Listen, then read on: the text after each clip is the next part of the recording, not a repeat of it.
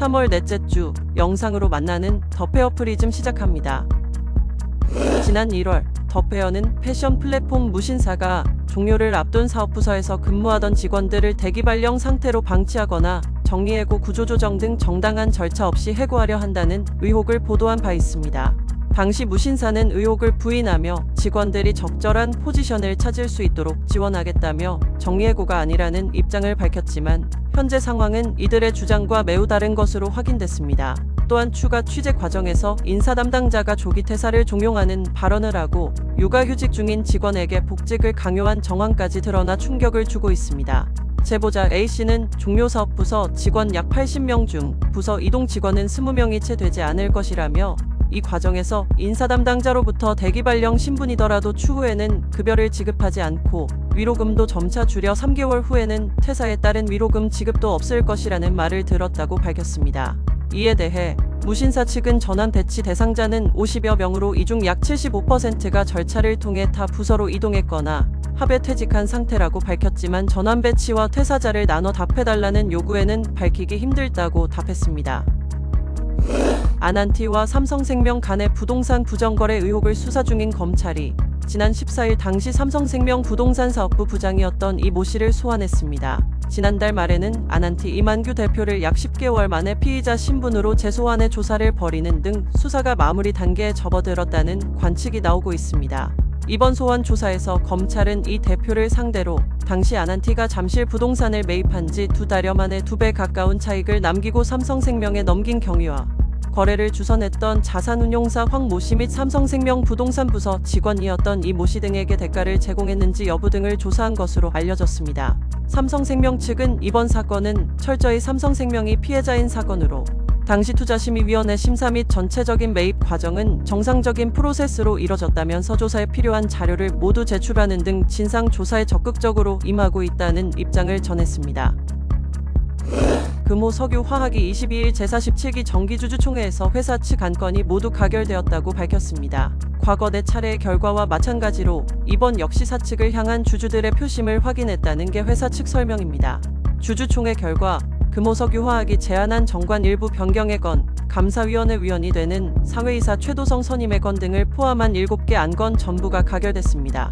주주 박철환 전 상무로부터 위임을 받은 차파트너스 자산운용이 주주 제안한 정관 변경 및 자사주 전량 소각 안건, 그리고 사회이사 선임 안건은 모두 부결됐습니다.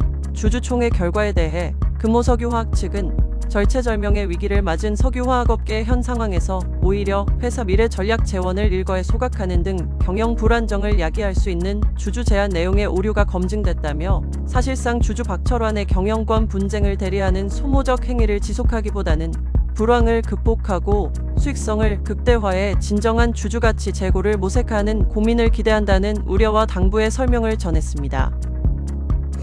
하나은행이 유럽시장 공략 강화를 위해 지난 21일 헝가리 수도 부다페스트에 사무소를 개소했다고 밝혔습니다. 이번 개소식에는 홍규덕주 헝가리 한국 대사, 피터 사트마리 헝가리 투자청 수석국장, 이승호 하나은행 유럽 중동지역 본부장 등이 참석해 사무소 개소를 축하했습니다.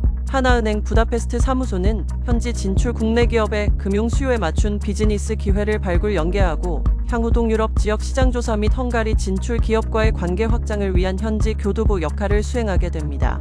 또한 헝가리 현지 진출 국내 기업과 헝가리 현지 금융기관 사이의 소통 창구로서 민간 외교관의 역할을 수행하고 급변하는 동유럽 금융정보를 발빠르게 수집할 예정입니다. 황효구 하나은행 글로벌그룹장은 부다페스트 사무소 개소를 통해 동유럽 지역 네트워크를 한층 강화하게 됐다며 급증하는 헝가리 현지 진출 국내 기업과 금융 커뮤니케이션 소통 창구로서 최선의 노력을 다하겠다고 밝혔습니다. 롯데웰푸드가 지난 21일 양평동 롯데웰푸드 본사 7층 대강당에서 제7기 정기주주총회를 개최했습니다. 행사에는 의결권이 있는 발행주식 총수 834만 5,123주 중 85.2%의 주주가 출석한 가운데 진행됐습니다. 이번 주주총회에서 재무상태표, 손익계산서, 이익잉여금 처분계산서 등 승인건, 이사 선임의 건, 정관 일부 개정의 건 등이 원안대로 승인됐습니다. 이창엽 롯데웰푸드 대표이사는 인사말을 통해 지난해는 유지시세 악화와 주요 원재료 부담액 증가로 어려움이 많았다고 수회하며 통합법인 사명 변경과 식품 수출 확대, 인도 첸나이의 롯데, 초코파이 라인을 증설하는 등 다각적인 성장 활동을 추진했다고 밝혔습니다. 이어 이 대표는 올해 사업 방향에 대해 해외 K푸드 시장에서 점유율을 확대하고 북미와 같은 선진 시장으로 사업 영역을 확대하겠다며 미래 핵심 시장으로 떠오르는 인도에서 하브모어 신공장 가동을 통해 시장을 선도할 것이라고 설명했습니다.